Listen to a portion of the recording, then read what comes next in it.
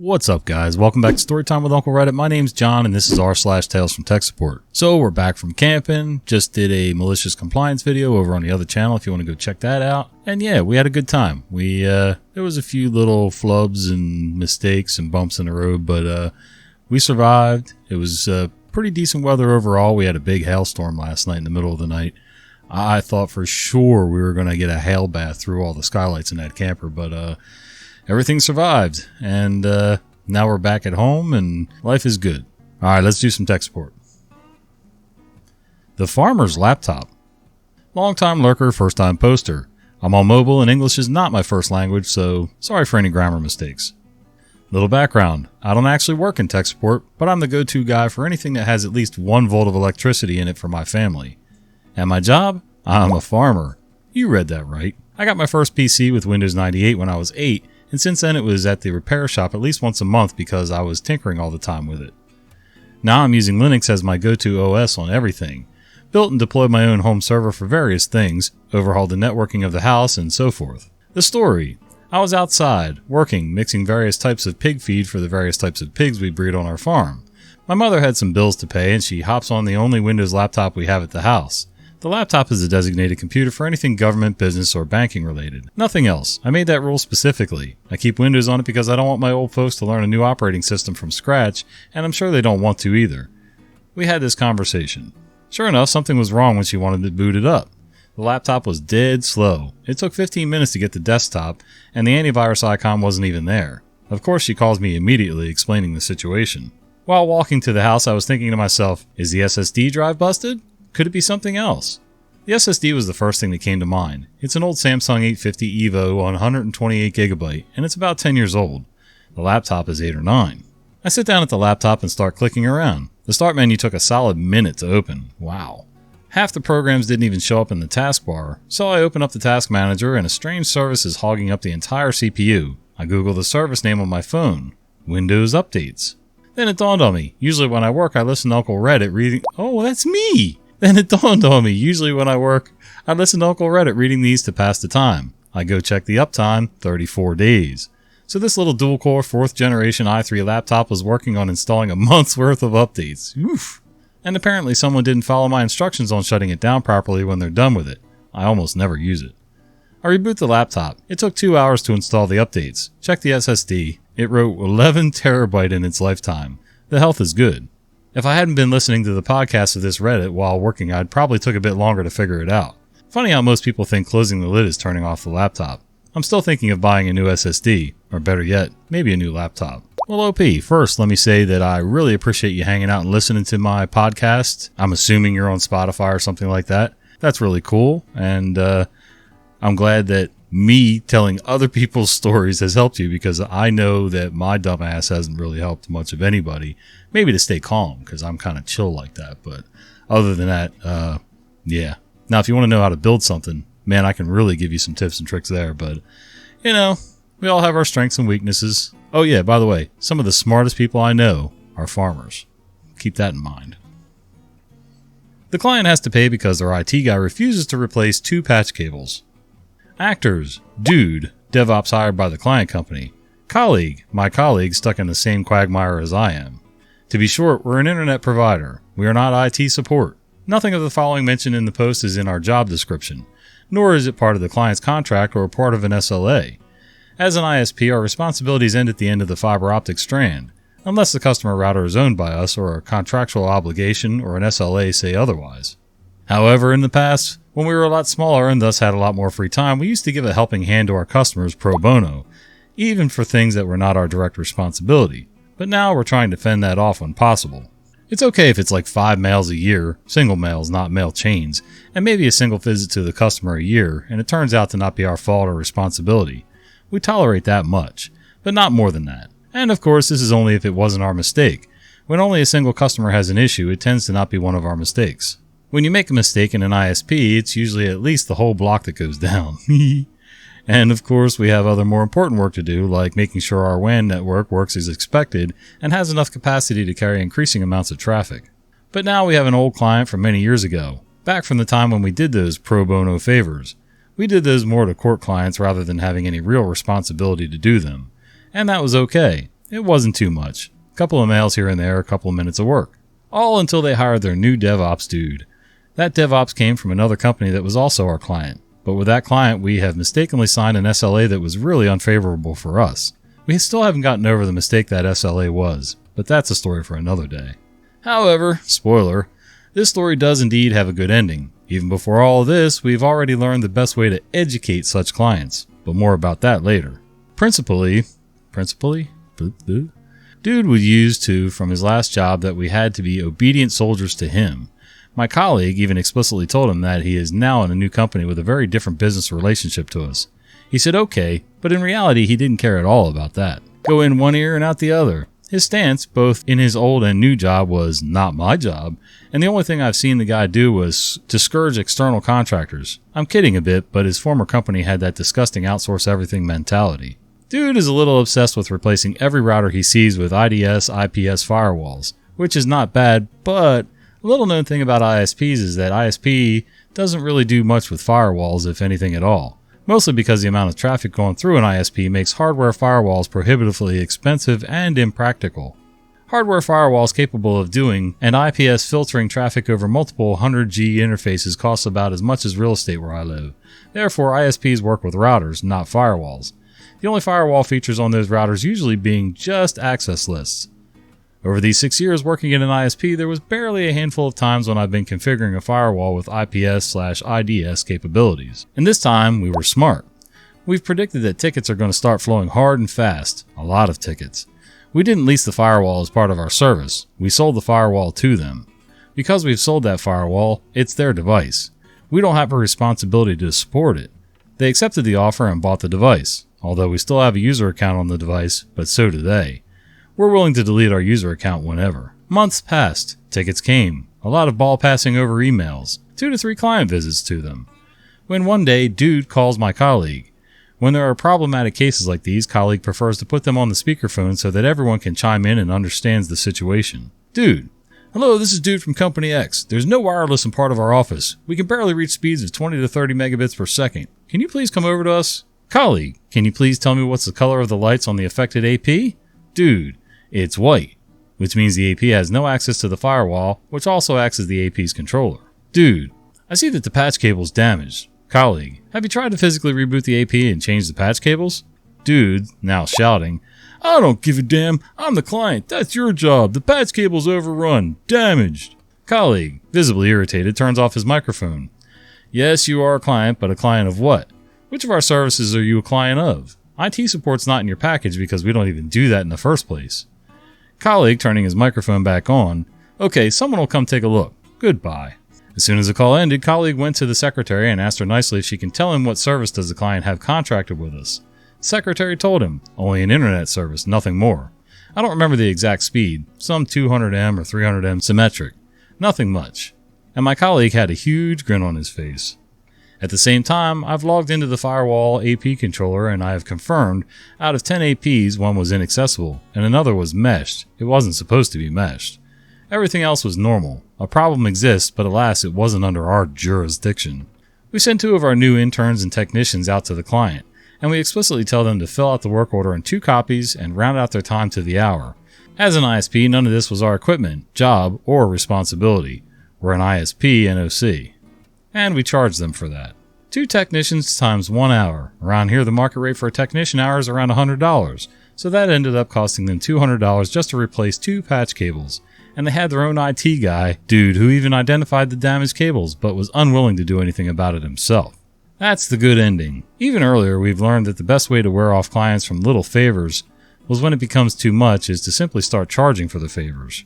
Even better, later, colleague proactively noticed that the firewall needed a firmware upgrade and contacted the client about it. The firmware upgrade was really needed. We didn't plan to charge them for that. However, dude, the first thing he asked is, will you also charge us for that? Yeah, we did charge him. A little bit unrelated, but why do many DevOps, not all of them, but a big part of them, why do they hate the ops side of their work? I don't get it. On one side you have boring programming, clunky automation, and flaky cloud providers. While on the other side, you have interesting networks, sexy servers, innovative on-premises infrastructure. Sorry, that was a little hard to read. Partially because it's getting late for me and I probably should have stopped a little while ago. But anyway, I don't know why one side hates the other. It's that way in every profession. I don't care where you are. You know, the contractors on a job site, the mechanical contractors, carpentry contractors, drywall contractors, you name it, all seem to be at odds with engineers and architects and things like that, and vice versa. And sometimes even from trade to trade, you know, plumbers don't like the HVAC guys, who don't like the ceiling guys, who don't like, you know, and everybody's just out for themselves. And it rarely ever works out well when people are always at odds on a job site. But yeah, I think that's in every industry. There's always some little backbiting, you know, cliquey competition thing going on. And I don't know. I'm not sure why, but it happens. Mild motivational initiative disruption. How a small change caused some big meetings. Many, many years ago, when I was still just a PFY and not the grumpy BOFH I am now. BOFH. I was working for a large MSP on a reasonable-sized call center contract. We were doing tech support for one of the first internet ISPs, one with dial-up scripts and everything. They had a big global presence, supported in far-off exotic locations, Australia and New Zealand, by MSP staff. The team was all young, a few years out of school, and so while the work was work, there was fantastic camaraderie and late-night, half-life lessons to sustain us to the next step in our careers. The company was a very great taste of soul-sucking cubicle hell with 8 layers of management between us lowly serfs and anyone near the top. It was straight out of Office Space. It was basic tech support for an ISP in a fast downward spiral, in a large and very drab, low-rise office building. We all knew this was a gateway to bigger and better things, and while there was no support from the middle to upper management, we had reasonable immediate bosses. We did our shifts and had enough fun to work towards the next job. Somewhere along this road, upper management, who we rarely saw, had some inspiration to try and make the office a little bit less Office Space and more hip and cool, as was the style of the first internet revolution, the late 90s, early 2000s. Others had funky lounges or beanbags and crazy bright colors on the walls.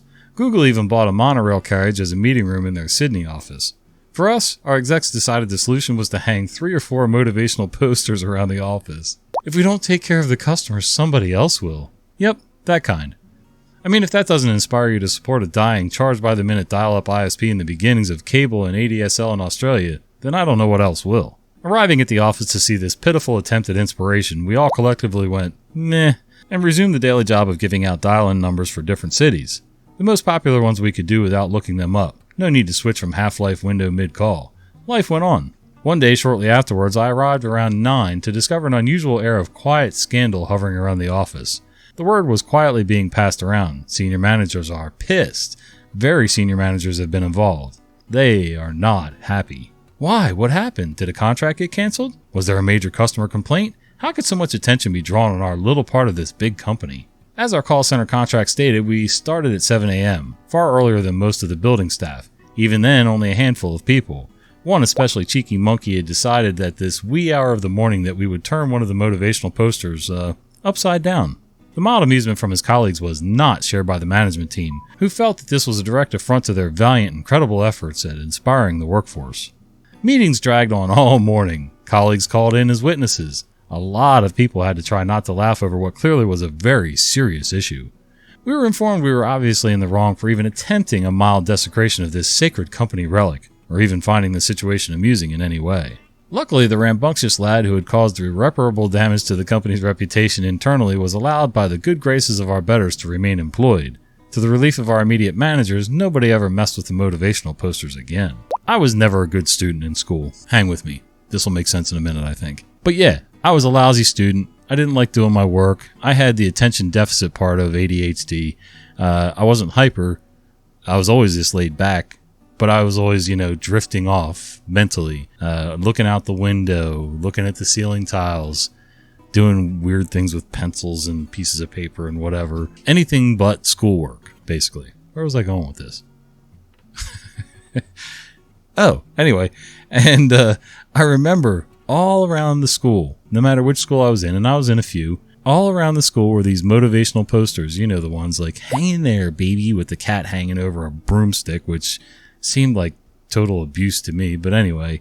And I really didn't find much inspiration in them. It just seemed like the same old stuff you see in every school or every institution where children are involved. And, I don't know. I got more motivation from certain teachers, friends, even the bullies sometimes were inspirational in their own effed up way, but anyway. That's a story for another day. Needless to say, I grew out of the inspirational crap, the regular old run-of-the-mill stuff and the bullies and all that, and grew up to be a well-adjusted, bearded guy running my mouth on the internet. Yeah, that. Ph.D. does not mean smart. Oh, don't get me started. Years and years ago now, I was the scientific support manager for a small company that made scientific modeling software. The title was Illusory. Illusory? I was responsible for all the tech support and tech writing. It was a nightmare. Most of the problems were due to the company's owner, president, Grand Poobah, but a few of the customers were special too. Most of the customers were from academia. Many had advanced degrees, and some were inclined to be snotty to us mere minions on account of their supposed academic superiority. As it happens, I and most of my colleagues had PhDs too, as well as considerable expertise in, the software we produced. One customer with a PhD, we'll call him Thud, got to be annoying by asking questions about things that were really basic and easy to find in the manuals. And if I may say so myself, as the guy responsible for keeping those manuals up to date, they were pretty good. Before I joined the company, the manuals were comprehensive and well written. There was a complete book of tutorials leading the user through the steps towards doing various kinds of calculations. I improved their clarity and went all out on their indexes, making sure that one could find things by using relevant synonyms or phrases. One or two times when FUD wrote to me asking, "How do I do this thing with the software?" I replied back with a brief description and noted that you can find all the details by looking in the index under Thing. Read the effing manual. Yeah. Came the day when FUD wrote to me at my personal email address at the company to ask how he could get the software to do X. I prefer that people address such questions to the company's support address, which was forwarded to my own, against the possibility that I might someday have a chance to take a vacation, or for whatever reason might not be on hand to deal with support matters and one of my colleagues would have to cover for me, but that wasn't a major concern at that point. I got the question. Unfortunately, what FUD wanted to do was simply not feasible for our category of model, at a very fundamental level. He wanted to measure a thing that was beyond the scope of that field. We couldn't do it. None of our competitors could do it. No model of that type would ever be able to do it. I wrote back to him and explained the nature of the problem, in straightforward terms, because the guy seemed to be a bit dense. I kept the writing level considerably below PhD standards. FUD apparently didn't like what I told him, so he then wrote to the company's support address asking the exact same question again, which was of course relayed directly to me. So I wrote back to him, as I told you before, dropping the writing level down to about a Bachelor's of Science level. FUD still didn't like that answer, so he wrote to the mailing list that our company maintained for our customers to discuss matters, asking the same question a third time. And as it happens, my responsibilities also included managing that mailing list. So I got to respond on that list. As I told you before when you wrote to me directly, and again when you wrote to me via the support address, this is fundamentally impossible because yada yada yada. A few months later, when we were planning changes to the software's drop-down menus for an upcoming new version, we were trying to figure out how to keep things straightforward for basic users while still allowing access to all the bells and whistles for those who needed them. One possibility that we discussed was a menu setting, a toggle box for show advanced options. One of my colleagues half-jokingly suggested that there should be 3 settings: regular, advanced, and FUD. That last one would get rid of all the menu options and replace them with a single command: calculate. So, okay, I know I've said this a million times, and some of it's half-joking, but only half. I know quite a few PhD people, and let me tell you, I love them to death. Most of them are well-meaning people, but they do have a certain air about them that because they went through the process of getting a PhD, and I didn't, don't get me wrong. I stifled my own education growing up. I get it, and, we all have to learn from our mistakes and live with the results. But they think somehow because they arrived at the end of their PhD that somehow they're all smarter than we are. We meaning anybody with less than a Bachelor of Science or whatever, or less than a Master's. And it's just not true. They're very smart in their specialized field, and maybe even slightly beyond that in maybe some related field. But something I like to say a lot is, I love my PhD people, but I wouldn't trust most of them to cross the street without somebody holding their hand. And don't take offense. If you got PhDs, hey, and you're listening to me, you're smarter than the average. Trust me. All right, guys. Well, thanks for sharing a little bit of your day with me today. And if you enjoyed everything, you know what to do. All right. Till the next video, we'll see you.